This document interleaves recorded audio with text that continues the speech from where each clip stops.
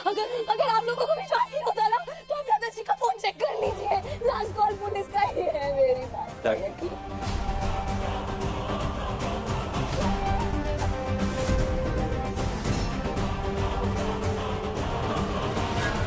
मलिका सही कही, राज अंकल ने आखिरी कॉल पुलिस को ही किया था।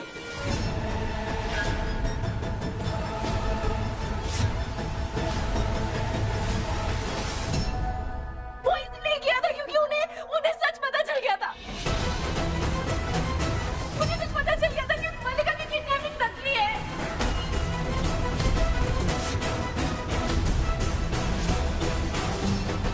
मैं सच कह रही हूँ, आप मेरी बात मानिए। गॉड सेक मिस मन्नत, प्लीज स्टॉप। लेकिन अपने आदमी को छोड़ना मत, इसने मेरे दादाजी को मार दिया।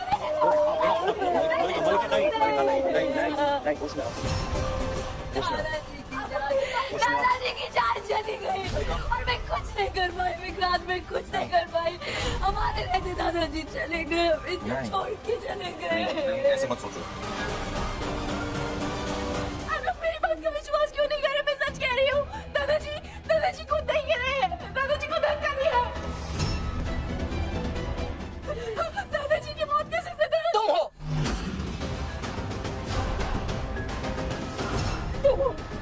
तेरी वजह से मेरी पति की जान गई है, मैं तेरी जान ले लूंगी। क्या कर रही हैं आप? क्या कर रही हैं? छोड़िए मन्नत को। मैं जान ले लूंगी तेरी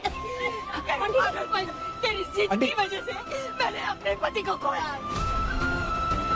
हमारे जीवन में आई तो सब कुछ खत्म हो गया, सब कुछ खत्म हो गया। दादी दादी दादी दादी शांत हो जाइए।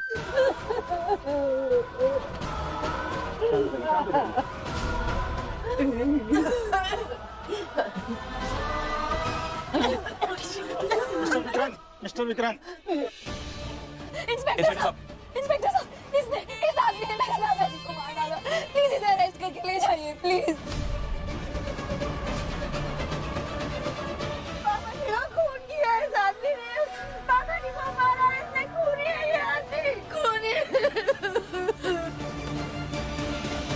वरुण ने कुछ नहीं किया है इंस्पेक्टर साहब, सिर्फ इल्जाम लगा रहे, झूठे इल्जाम। वरुण ने कुछ नहीं किया, झूठा। दिमाग खराब हो गया। बस बस प्लीज बस। ये पूरी कितनी बेशरम है, अभी भी खूनी का साथ दे रही है। मॉम, वो खूनी नहीं है, ये खूनी है। इसने दादाजी का खून किया है, इसी ने मुझे किडनैप किया था विक्रांत। और दादाजी को ये बात पता चल गई थी, दादाजी मुझे बचा के यहाँ से लेके जा रहे थे और इस आदमी ने दादाजी पे अटैक किया और दादाजी की जान चली गई। इंस्पेक्टर साहब, ये सब इस आदमी ने अनिरुद्ध के कहने पर किया है। इस पूरे खेल का मास्टरमाइंड है अनिरुद्ध। और मैं इस हादसे के चश्मदीद गवाह हूं। मैंने अपनी आंखों से देखा कैसे बेरहमी से मेरे दादाजी को मार डाला। मैं चश्मदीद गवाह वरुण की। वरुण ने उसने कुछ नहीं किया। मैं वरुण के साथ थी। मैं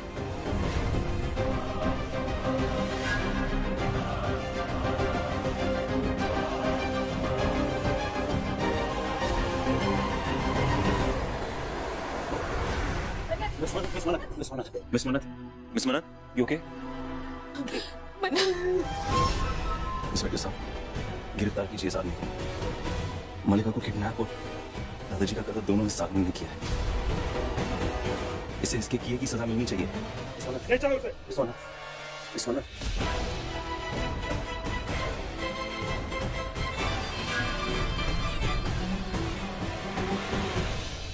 मिस्टर विक्रांत, हम गुनाहगार को सजा जरूर दिलाएंगे।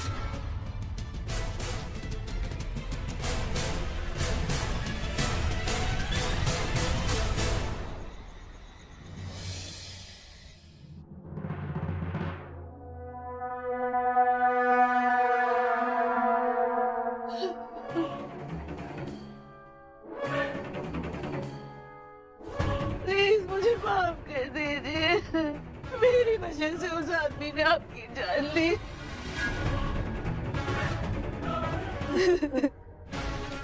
आपने तो मलिका को बचा लिया, मगर मैं आपको नहीं बचा पाई। संभाल खुद को, संभाल खुद को दोष देना बंद कर। कैसे ना दूं खुद को दोष? पापा जी ने हमेशा मुझे अपनी बेटी समझा, आपकी तरह मेरा ख्याल रखा, एक पिता का फर्ज निभाया। आज भी उन्होंने अपनी जान की परवाह नहीं की। मलिका की जान बचाई और मैं कुछ नहीं कर पाई, मैं कुछ नहीं कर पाई थी। मेरे पापा, मेरे पापा।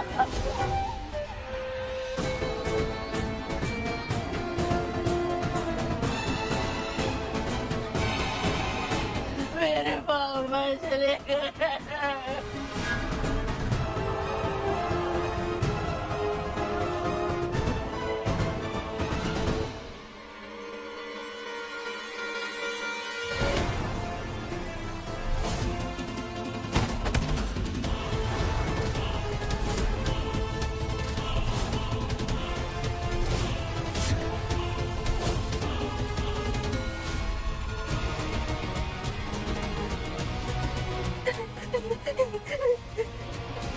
मिस मन्ना,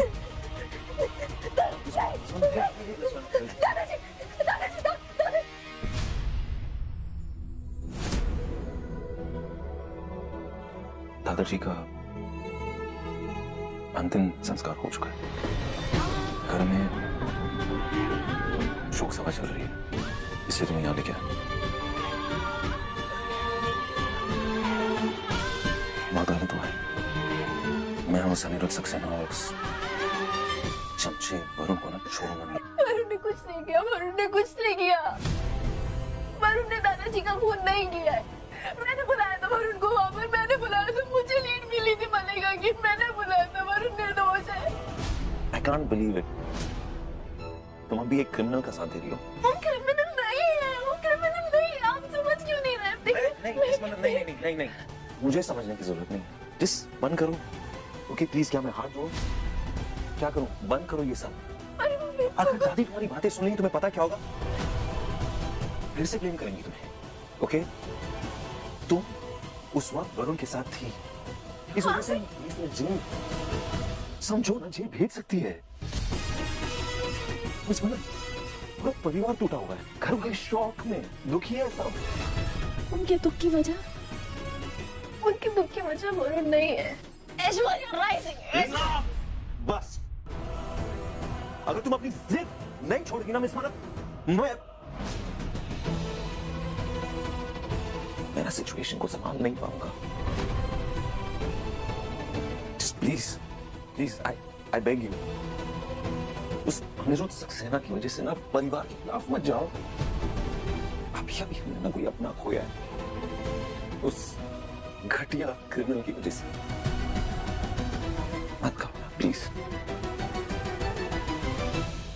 कैसे यकीन दिलाऊं इन्हें कि दादाजी का खून ऐश्वर्या राय सिंह ने किया है?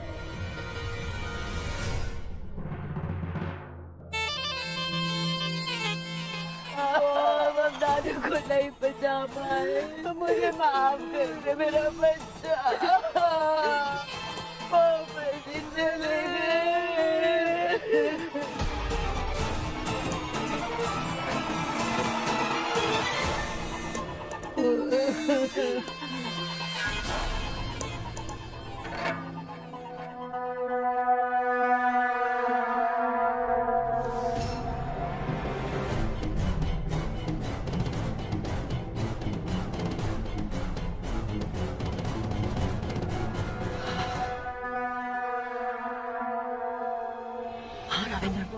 मुबारकबाद, आप जीत गए। अनिरुद्ध को हादसे के बारे में पता चल गया है और उसने फैसला किया है कि वो कोर्ट में उस पर लगाए हुए सारे इल्जाम कबूल कर लेगा। सच? That's great. Thanks, Ravinder.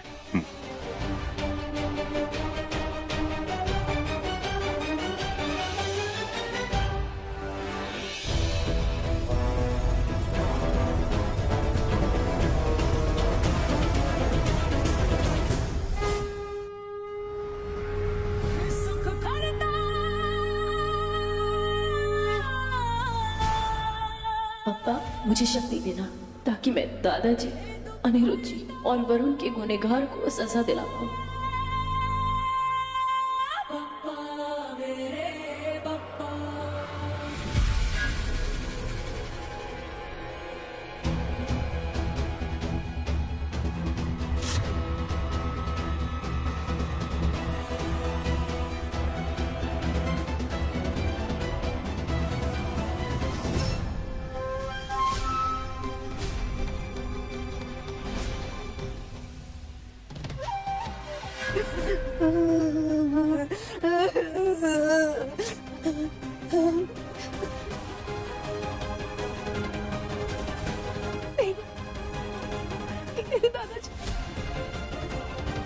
तेरे दादाजी मैंने कहा तुझसे कितना प्यार करते थे, वो नहीं रहे। तेरे दादाजी नहीं रहे, मैंने कहा नहीं, सिर्फ उनकी हत्या रह गई है।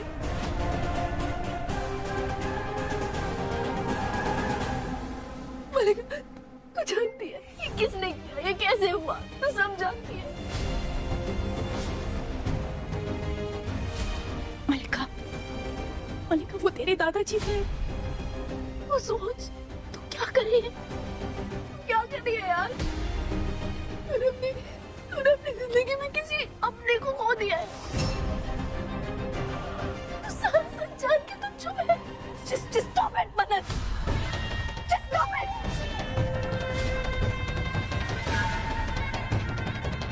तू ये सब कह के साबित क्या करना चाहती है? हाँ? सच तो ये है कि मेरे दादाजी की मौत तेरी वजह से हुई है और उस तेरे घटिया बात की वजह से हुई है।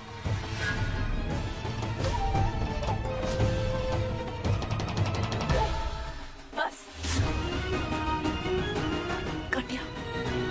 घटिया वो होता है जो किसी की मौत में अपना फायदा ढूंढता है,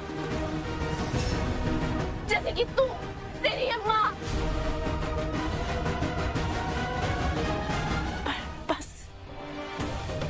तेरा और तेरी मां ऐश्वर्या राय सिंह का सच मैं सबके सामने ला के रहूंगी। फिर मत बोलना कि मैंने तुझे मौका नहीं दिया, क्योंकि मैंने दिया था तुझे मौका, तेरी गलती सुधारने का मौका दिया था, पर तूने सच नहीं चुना। तूने सच बोलने का मौका गवा दिया मलिका। अब तू पछताएगी। मतलब बस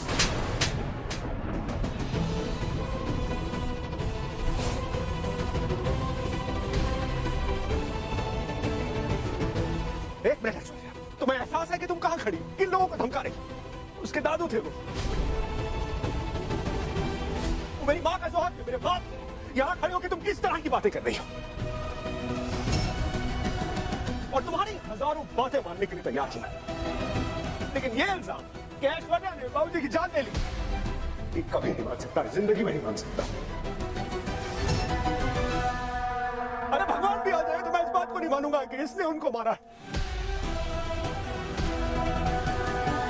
इनसे बढ़कर नहीं था इसकी जिंदगी में कोई और इंसान। मलिका का किडनैप ऐश्वर्या ने कराया, बोलती चली गई तो मैं चुप रहा, कुछ नहीं बोला। तुम ना समझ हो, तुम मान जाओगी, समझ जाओगी। बेटा ये मेरा दिल ये टूट गया क्योंकि तुम मेरी बेटी थी।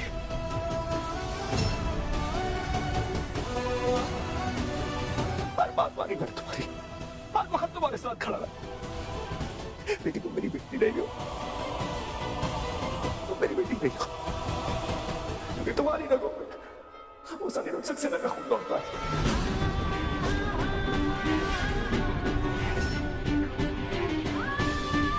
सर, आपने ये हाथ हमेशा मुझे आशीर्वाद देने के लिए उठाया है, पर आज आपने ये हाथ मुझे थप्पड़ मारने के लिए उठा दिया।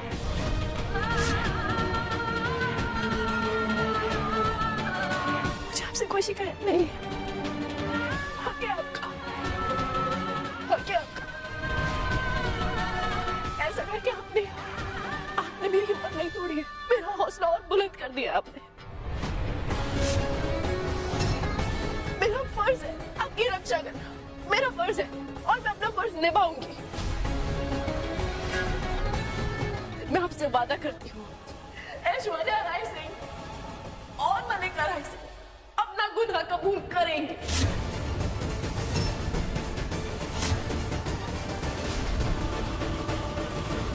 और सर, मेरा फर्क नहीं पड़ता कि मेरी रगों में किसका खून है, क्योंकि आपको और मेरा रिश्ता बड़ा लगे नहीं, इस सबसे ऊपर है, सबसे ऊपर है।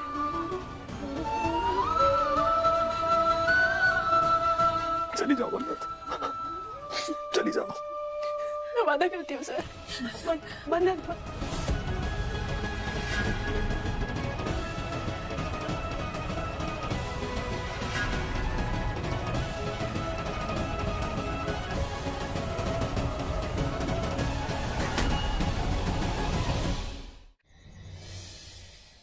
मलिका प्लीज अपने इमोशंस पे कंट्रोल रखो, वरना हम पकड़े जाएंगे। देखो, जो कुछ भी हुआ ना, तुम्हें वो सब भूलना होगा। आपने देखा ना मन्नत किस तरह से सबके सामने मुझसे बात कर रही थी। उसको सब कुछ पता है, वो हमारी पोल खोल देगी तो हम जेल चले जाएंगे। मैं जेल नहीं जाना चाहती। वो मैंने तो कुछ भी नहीं किया। हमने दादू को धक्का मारा, आपकी वजह से दादू की डेथ हो गई, मेरी वजह से नहीं हुआ। इससे पहले कि मन्नत को जाके सच बताए और मैं जेल चली जाऊं, मैं ही सबको जाके बता देती हूँ, सब बता देती हूँ। मल्ला, मिस मन्नत, हेलो। आप आज कोर्ट नहीं आए? नहीं, ऑफ कोर्स मुझे याद है, आज हमारे डिवोर्स की सुनवाई थी कोर्ट में। असल में घर में एक हादसा हुआ है। सर, ये डेट अब मिस हो गई तो नेक्स्ट डेट बहुत मुश्किल से मिलेगी। हाँ सर, मुझे याद है, नई डेट हमें फौरन नहीं मिलेगी, लेकिन मालिका और पूरा परिवार सदमे में। ऐसे में मैं सेल्फिश होकर अपने डिवोर्स की मांग तो नहीं रख सकता ना, मगर मैं बस आपको ये याद दिला दूंगा, ये बात पक्की है, डिवोर्स होके रहेगा। राइट, जैसे एक बार चीजें नॉर्मल हो जाए उसके बाद मैं आपको खुद कॉल करता हूँ। Thank you.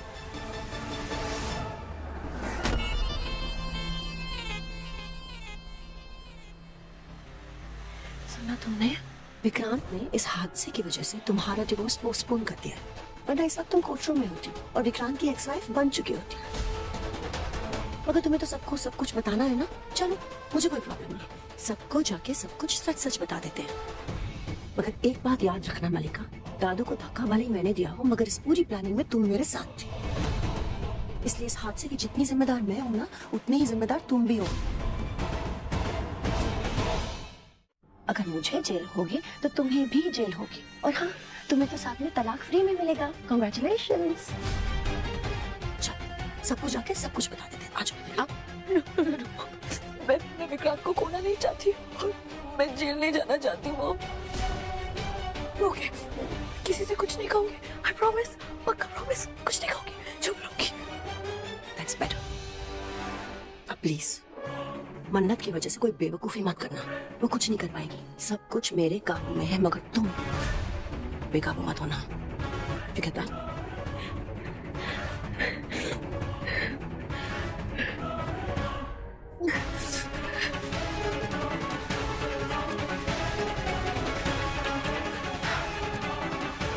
आपको जेल भिजवाऊंगी। सब मेरी गलती है, सब मेरी गलती है ये। नहीं है, आप खुद को दोष क्यों दे रहे हैं? ऐश्वर्या राय सिंह गुनहगार है और मैं ये बात साबित करके रहूंगी। आप मेरी बात का यकीन कीजिए ना प्लीज। कुछ नहीं होगा, कुछ नहीं होगा मन्नत, कुछ नहीं होगा। इंसाफ पाने के चक्कर में मैं कितने लोगों की भेंट चढ़ाऊंगा। वरुण बेकसूर है जेल में, और राजेंद्र जी वो तो बेचारे अपनी जान से हाथ धो बैठे। किसके लिए? सिर्फ इस बात के लिए कि सोनिया का सच सामने आ जाए। नहीं, मैं अपनी इस बात को और आगे नहीं बढ़ा सकता। मैं कल अदालत में सबके सामने कह दूंगा कि मैं ही कसूरवार हूं। मैं तुम्हारी जिंदगी और खतरे में नहीं डालना चाहता हूं बेटा।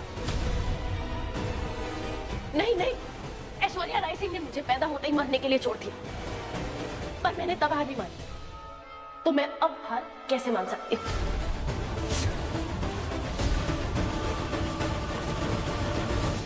मुझ पर जो भी इल्जाम लगाया गया वो एकदम झूठा है, झूठा है, झूठा है। मन्नत कोर्ट के बाहर आ रही है, अगले कदम के लिए तैयार रहो।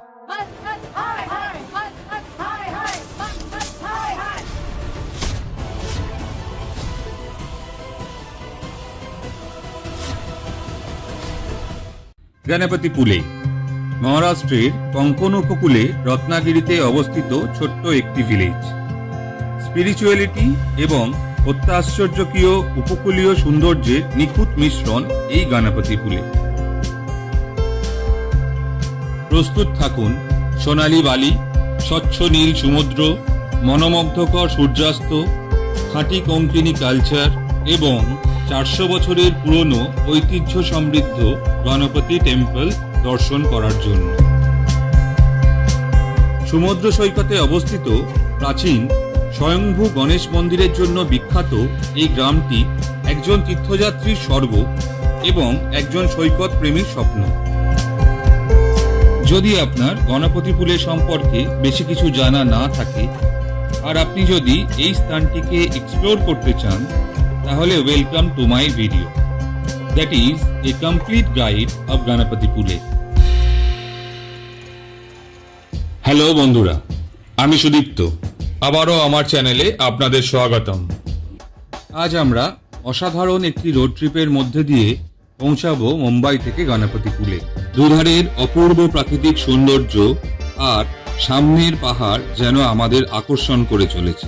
কিছু দূর আসার পরই আমরা এই পেট্রোল পাম্পটিতে দাঁড়াই। মুম্বাই থেকে গণপতিপুলের ডিস্টেন্স 350 কিলোমিটার্স এবং পুনে থেকে 321 কিলোমিটার্স এবং যেতে সময় লাগে প্রায় 7 থেকে 8 ঘন্টা।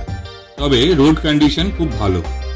যদি আপনি মুম্বাই সফরের ভিডিওটি না দেখে থাকেন, তাহলে ওপরের দেওয়া আই বাটনে ক্লিক করে দেখে নিতে পারেন। ঘন্টা তিনেক গাড়ি চলার পর দেখা গেল গাড়ির ভেতরে সবাই শান্ত। রোড ট্রিপের এই মুহূর্তগুলি একেবারে আলাদা। গান বাজছে, কেউ জানলার বাইরে তাকাচ্ছে, আর কেউ কেউ ছোট ছোট ঘুম দিয়ে দিচ্ছে।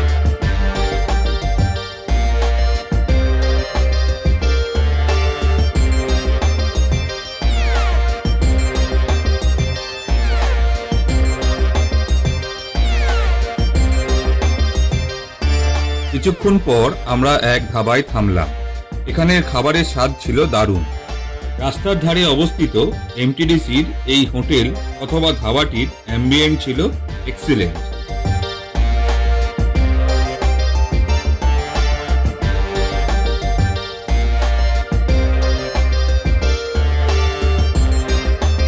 এখন সবাই আলোচনায় ব্যস্ত কি খাবার খাওয়া যেতে পারে।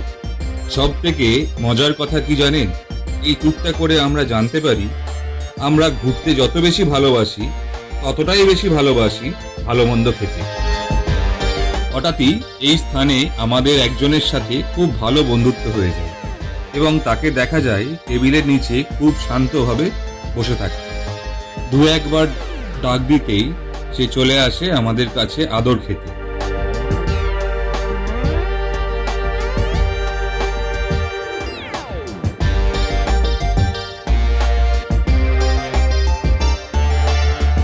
কিছুক্ষণ তার সাথে সময় কাটিয়ে খাওয়া দাওয়া সেরে আবার আমরা এগিয়ে চললাম গণপতিপুলের উদ্দেশ্যে।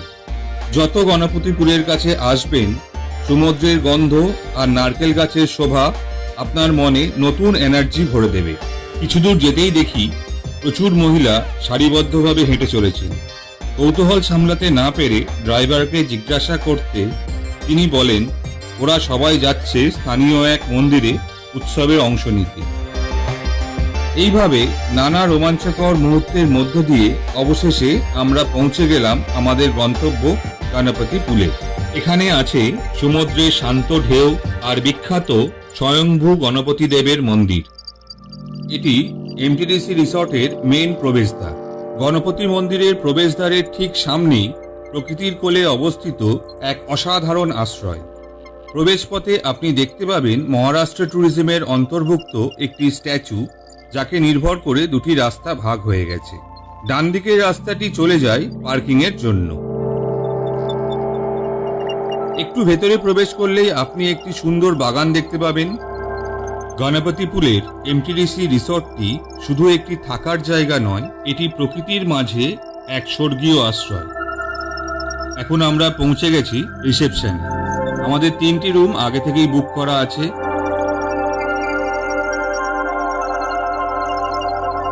এখানের ফর্মালিটি কমপ্লিট করার সময় জানতে পারলাম আমাদের বুক করা বাম্বু হাউসগুলি প্রায় 700 মিটার দূরে সমুদ্রের কাছে অবস্থিত।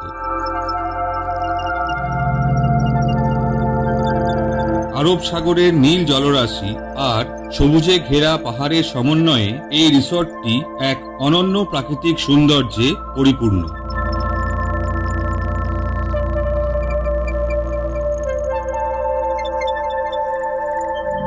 আমার পুত্র ওম রিসেপশনের সামনে গার্ডেনে থাকা দোলনায় দোল খাওয়ার প্রস্তুতি নিচ্ছে। প্রায় 7.5 ঘন্টা জার্নি করে আমরা সবাই ক্লান্ত হয়ে পড়েছি।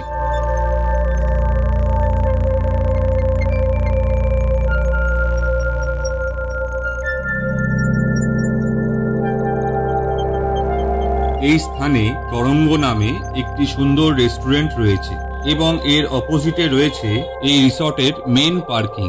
বিশাল এরিয়া নিয়ে অবস্থিত এই পার্কিংটি বুঝিয়ে দিচ্ছে কত লোকের সমাগম এই স্থানে হয়ে থাকে। এখন আমরা গাড়ি নিয়ে রিসর্টের ভেতর দিয়ে এগিয়ে চললাম বাম্বু হাউসের দিকে। এটি হলো এই রিসর্টের আরেকটি রিসেপশন। এই স্থানেও পৃথক পার্কিং এর ব্যবস্থা রয়েছে। সমুদ্রের নিকটবর্তী রুমগুলির জন্য এই রিসেপশনটি রয়েছে। এই স্থানে আপনি বিভিন্ন স্পোর্টসের অ্যাক্টিভিটি সামগ্রী ও বাচ্চাদের বিভিন্ন গেম পেয়ে যাবেন। এই পার্কিংটির সামনে একটি সুন্দর ভিউ পয়েন্ট তৈরি করা হয়েছে। আপনি এখানেও ভালো সময় কাটাতে পারেন। সামনে একটি ছোট নদী দেখা যাচ্ছে, সেটিও কিছু দূর গিয়ে সমুদ্রের সাথে মিলিত হয়। আপনি চাইলে কিছু সময় এই স্থানে কাটাতে পারেন।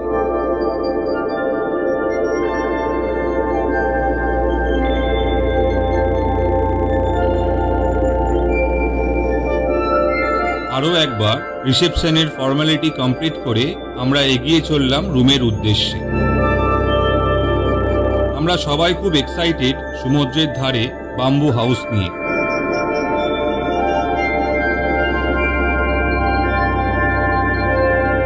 রিসর্টটির বিশাল এলাকা জুড়ে সবুজ ঘাসের লন, বাগান এবং সারিবদ্ধ নারকেল গাছের সমাহার, যা একে একটি শান্ত ও স্নিগ্ধ পরিবেশ প্রদান করেছে। এই রিসর্টটিতে বিভিন্ন ধরনের থাকার ব্যবস্থা রয়েছে, যা প্রত্যেক পর্যটকের রুচি ও চাহিদা পূরণ করতে সক্ষম। এসি কিংবা নন এসি থেকে শুরু করে সমুদ্রের সামনে থাকা কটেজ এবং ডরমেটরি সবই এখানে উপলব্ধ। প্রতিটি রুমের বারান্দা থেকে অথবা জানলা দিয়ে সমুদ্রের অপরূপ দৃশ্য উপভোগ করা যায়। তবে এখন যে বাম্বু হাউসগুলি দেখতে পাচ্ছেন সেগুলি নন সি ভিউ। কিছু মিসআন্ডারস্ট্যান্ডিং এর কারণে আমরা সি ভিউ বাম্বু হাউস পাইনি। যাই হোক, এই রুমগুলির জানলা দিয়েও খুব ভালোভাবে সমুদ্র দেখা যায় এবং এইগুলি সমুদ্রের খুব কাছে 100 থেকে 150 মিটারের মধ্যে অবস্থিত। এই স্থানে 15 থেকে 20টি বাম্বু হাউস রয়েছে। এই বাম্বু হাউসগুলি শুধু বাইরে থেকেই বাঁশ দিয়ে তৈরি তা নয়, এর ভেতরে সমস্ত ফার্নিচারও বাঁশ দিয়ে তৈরি। অসংখ্য নারকেল গাছের ছায়ায় ঘেরা এই হাউসগুলি সত্যি আপনার মন ভরিয়ে তুলবে। ওম যখনই সুযোগ পাচ্ছে তখনই দেখছি আমাদের রুমের সামনে 2টি নারকেল গাছে বাঁধা দোলনাতে রিল্যাক্স করে নিচ্ছে। প্রকৃতির সঙ্গে তাল মিলিয়ে তৈরি এই দোলনাটি শুধু ওমের নয়, আমাদের কাছেও খুব প্রিয় হয়ে উঠেছে।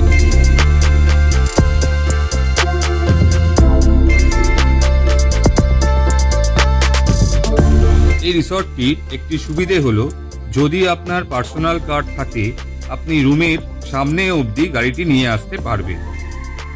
সিজন অনুযায়ী এই রুমগুলির ভাড়া 3000 থেকে 3500 টাকা হয়ে থাকে। চলুন এখন একবার দেখে আসি বাম্বু হাউসের রুমগুলি কিরকম। রুমে ঢোকার সিঁড়িগুলি টাইলস দিয়ে তৈরি।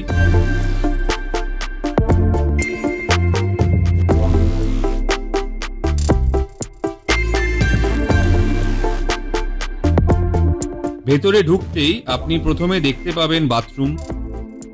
বাথরুমটি যথেষ্ট বড়, পরিষ্কার এবং সব রকম মডার্ন ফ্যাসিলিটিস যুক্ত। বাথরুমে টাইলসের ওপরের অংশটি মাদুর দিয়ে ঢাকা। রুমগুলি যথেষ্ট স্পেসিয়াস।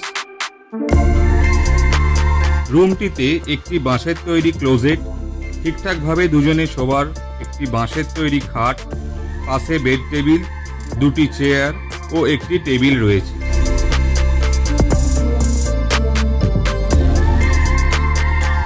আমাদের এই রুমের জানলা দিয়ে আপনি সমুদ্র উপভোগ করতে পারবেন। এটি ফ্যামিলি অর কাপল উভয়ের জন্যই একটি আদর্শ জায়গা। পরিবার এবং বন্ধুদের একসাথে সময় কাটানোর জন্য এটি একটি উপযুক্ত স্থান।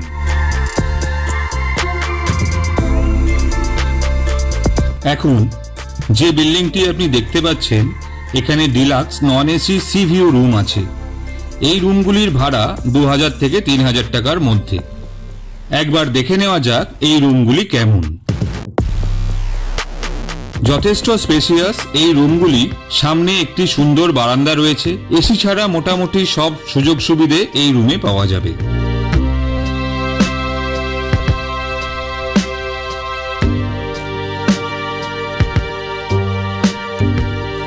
সিভিউ হওয়ার কারণে এই রুমের বারান্দার সামনের দৃশ্য অসাধারণ।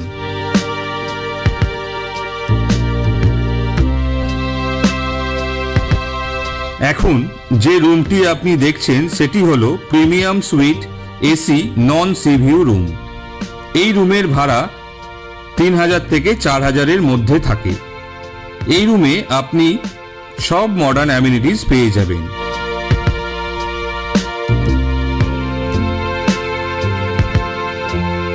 সি ভিউ না হওয়া সত্ত্বেও এই রুমের বারান্দা থেকে বাইরের দৃশ্য অত্যন্ত মনোরম।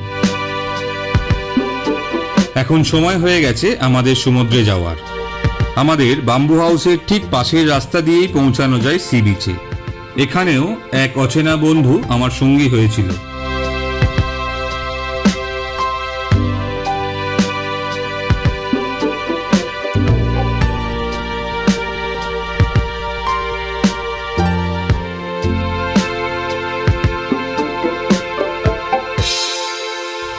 প্রয়োজনে এই স্থানে আপনি শাওয়ার নিতে পারেন।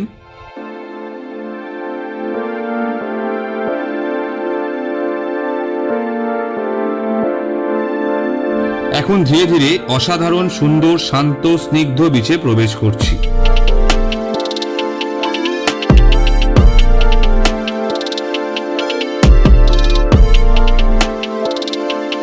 সারিবদ্ধ নারকেল গাছের পাতার ফাঁক দিয়ে বেরিয়ে আসা সূর্যের আলোর ছটায় এই জায়গার শোভা বহুগুণ বাড়িয়ে তুলেছে।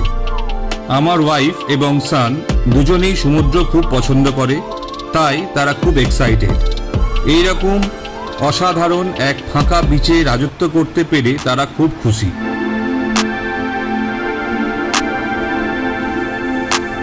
আমিও ধীরে ধীরে সমুদ্রের দিকে এগিয়ে চললাম। এই সমুদ্র সৈকতটি এমটিডিসির ব্যক্তিগত। এই স্থানে আছে শুধু প্রকৃতির নিজস্ব সুখ আর সামনে এক অপার নীল জলরাশি।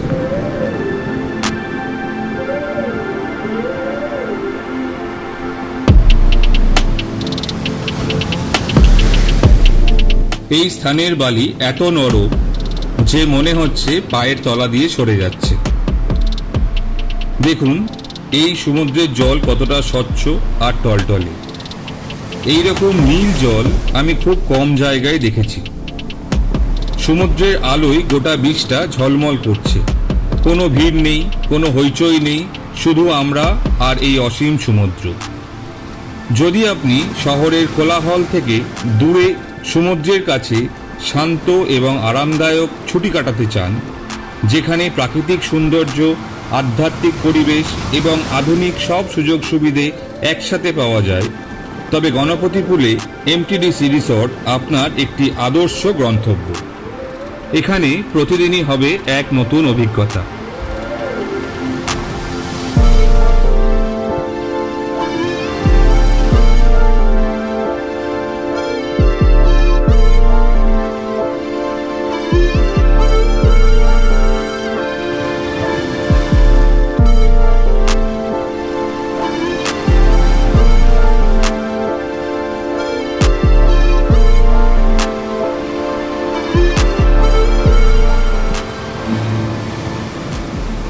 সমুদ্র থেকে এই রিসর্টটিকে অপূর্ব সুন্দর দেখাচ্ছে।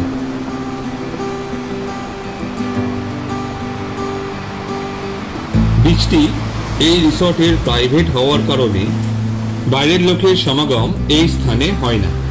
এখানকার সমুদ্র খুব বেশি উত্তাল নয়, আবার যে খুব শান্ত তাও নয়।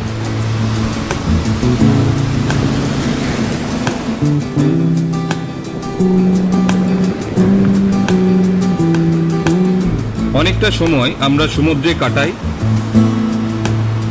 তারপর লাঞ্চ করে কিছুটা রেস্ট নিয়ে আমরা আবার সমুদ্রে ফিরে আসি সূর্যাস্ত দেখতে।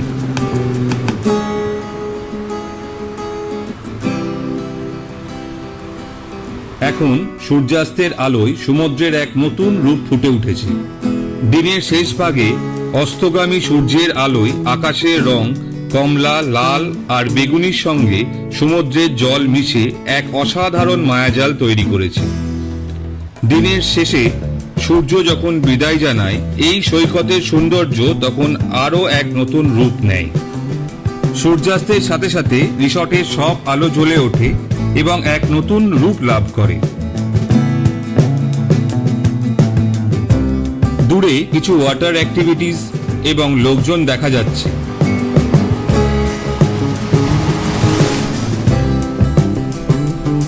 পশ্চিম আকাশে সূর্য অস্তগামী, দেখে মনে হচ্ছে সারাদিন ক্লান্তির পর সূর্য শীতল হয়ে সমুদ্রের কোলে ঢুকে পড়ছে।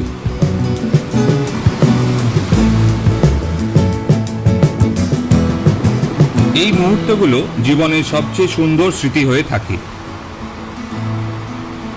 সত্যি এমন একটি ব্যক্তিগত সৈকত আর নিজস্বতা আমাদের জীবনে একবার হলেও প্রয়োজন। যদি কখনো এমন শান্ত নীল সমুদ্র দেখতে চান, তবে এই জায়গাটি আপনার জন্য আদর্শ।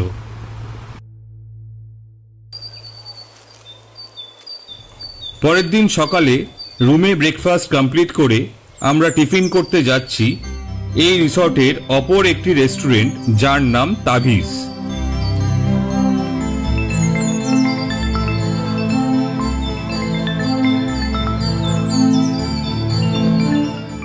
এটি হলো এই রেস্টুরেন্টের কিচেন।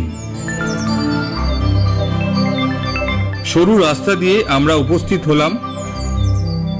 একেবারে সমুদ্র লাগোয়া এই রেস্টুরেন্টটি, চারিদিকে নারকেল গাছে ঘেরা ও সমুদ্রের শীতল স্নিগ্ধ হাওয়ায় এই স্থানটি খুবই মনোরম। এই রেস্টুরেন্টটির চারিদিক খোলা, শুধু মাথার ওপরে একটি ছাউনি আছে। এখানকার খাবার দাবারও খুব সুস্বাদু। এমটিডিসি রিসর্ট তাদের গেস্টদের জন্য বিশেষ কিছু সুযোগ সুবিধার ব্যবস্থা রেখেছে। তার মধ্যে অন্যতম হল রিসর্টের নিজস্ব রেস্তোরাঁ, তরঙ্গ এবং বার তাভিস, যেখানে স্থানীয় কোঙ্কণি ও অন্যান্য ভারতীয় খাবার উপভোগ করতে পারে। এখানে অনেক রকম ওয়াটার অ্যাক্টিভিটিসের ব্যবস্থা আছে, যা আপনার মনকে রোমাঞ্চকর করে তুলবে। এখানকার খাওয়া দাওয়ার পর্ব শেষ করে এখন আমরা যাব ঐতিহাসিক গণপতিপুলে মন্দির, যেটি হলো ভগবান গণেশের প্রতি উৎসর্গকৃত অনন্য মন্দিরগুলির মধ্যে একটি। কারণ এখানে ভগবান গণেশের স্বপ্রকাশিত ও স্ব-উৎপন্ন মূর্তি রয়েছে।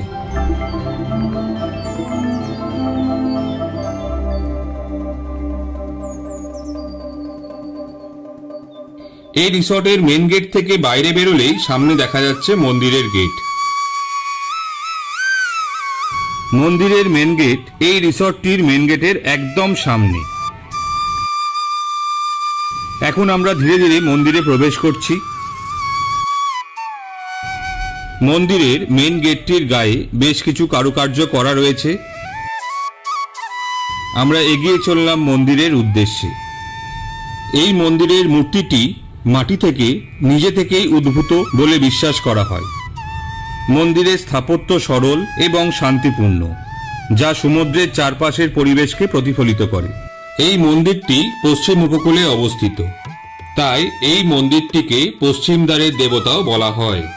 নিঃসন্দেহে এই মন্দিরটি একটি বিখ্যাত তীর্থস্থান।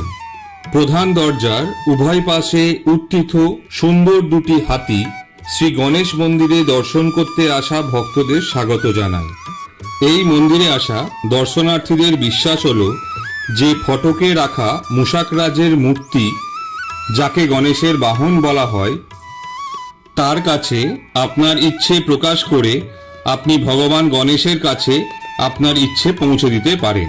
তবে মূষাকরাজের কানে আপনার প্রার্থনা বলার সময় মনে রাখতে হবে অন্য কানটি আপনার হাত দিয়ে চেপে ধরতে হবে, যাতে আপনি যা বলবেন তা যেন অন্য কান দিয়ে বের না হয়ে যায়। মন্দিরের ভেতরে ব্যারিকেডের ব্যবস্থা রয়েছে ভিড় সামলানোর জন্য। এই স্থানটি তীর্থযাত্রীদের ব্যাপকভাবে মুগ্ধ করে। পুলে শব্দের অর্থ হল সাদা বালির টিলা। যেহেতু বালি ফুঁড়ে গণপতি দেবের স্বয়ংভূ মূর্তিটির আবির্ভাব ঘটে, তাই এই স্থানের নাম হয় গণপতি পুলে। এই স্থানে পুজো দেওয়ার ব্যবস্থা রয়েছে। সমুদ্র সৈকতে পাহাড়ের পাদদেশে অবস্থিত এই গণেশ মন্দিরটি 500 বছর আগে স্বপ্নাদেশ পেয়ে নির্মাণ করেন বালভট্ট ভিড়ে। অত্যন্ত অসহায় অবস্থায় থাকাকালীন স্বপ্নাদেশ পেয়ে এই স্থানে খনন কার্য চালিয়ে এই স্বয়ংভূ গণেশ মূর্তিটি পান এবং একটি ছোট মন্দির নির্মাণ করেন ও সঙ্গে নিত্য পুজো শুরু করেন। এখন আমরা যে মন্দিরটি দেখতে পাচ্ছি তা 1998 থেকে 2003 সালের মধ্যে নির্মিত হয়েছিল। নতুন সংস্করণটি প্রাচীন ভারতের মন্দিরগুলির স্থাপত্যের ওপর ভিত্তি করে তৈরি করা হয়েছে।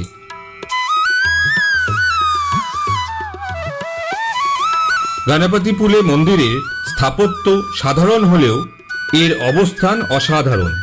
একদিকে বিশাল আরব সাগর, অন্যদিকে সবুজ পাহাড়। এই মনোরম পরিবেশে ভক্তরা পায় এক অদ্ভুত শান্তি ও ভক্তি। প্রতিদিন ভোরবেলায় ও সন্ধেবেলায় এখানে আরতি হয়। তখন ঢাক ঢোল শঙ্খধ্বনিতে মুখরিত হয়ে ওঠে পুরো সমুদ্র তীর। একটি নেট দ্বারা সমুদ্র সৈকত থেকে মন্দির প্রাঙ্গণটিকে আলাদা করা আছে।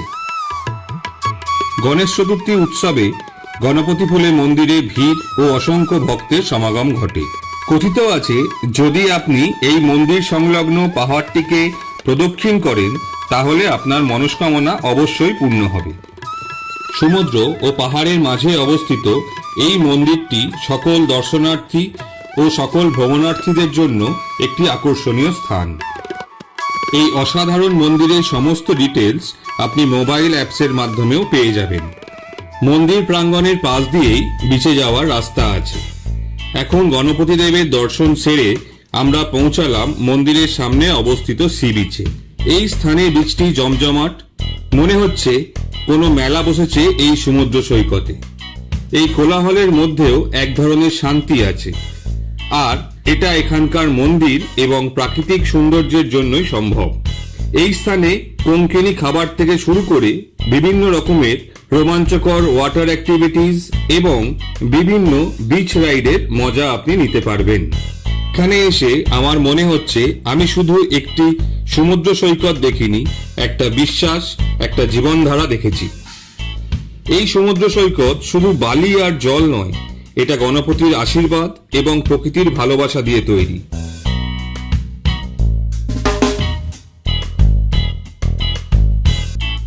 এখন আবার আমরা রিসর্টে ফিরে এলাম। আজ এখান থেকে চেক আউট করে আমরা যাব মহাবালেশ্বর। এই স্থানের শুধু ধর্মীয় গুরুত্ব নয়, প্রাকৃতিক সৌন্দর্য সমানভাবে আকর্ষণ করে এখানে আগত ট্যুরিস্টদের। মন্দির দর্শনের পর ভক্তরা কাছের সমুদ্র সৈকতে সময় কাটান, সূর্যাস্তের অপরূপ দৃশ্য উপভোগ করেন। ভক্তি ও নীল সমুদ্র ভ্রমণ দুটোই যদি একসাথে উপভোগ করতে চান তবে গণপতিপুলে অবশ্যই আপনার তালিকায় থাকা উচিত।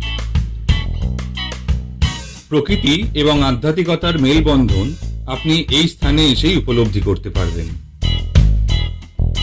সবাইকে বিশেষভাবে ধন্যবাদ আমার ভিডিওটি দেখার জন্য। যদি ভিডিওটি ভালো লাগে তাহলে আমার চ্যানেলটিকে সাবস্ক্রাইব, লাইক ও শেয়ার করে দেবেন। দেখা হচ্ছে আবার পরবর্তী ভিডিওতে।